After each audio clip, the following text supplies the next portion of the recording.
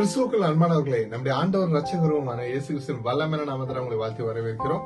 இன்றைய வேத தியான பகுதிக்கு வாசி தெரிந்து கொள்ளப்பட்ட வேத வசனம் எபேசியர் 3ஆம் அதிகாரம் வசனங்கள் 20 மற்றும் 21.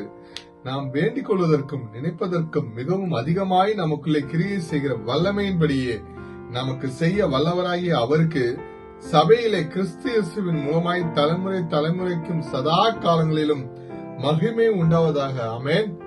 ஹல்லேலூயா. கடவுளை புகழ்ந்து பாடும் ஒரு துதிப்பாடலுடன் பவுல் இந்த அதிகாரத்தை ஜெபத்துடன் முடிக்கிறார்.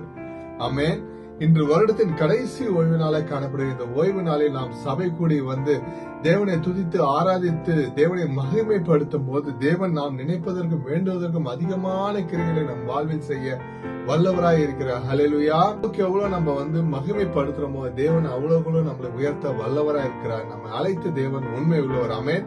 நம்முடைய கர்த்தராகிய இயேசு கிறிஸ்துவினுடைய கிருபை உங்கள் அனைவருடன் கூட இருப்பதாக. ஆமென்.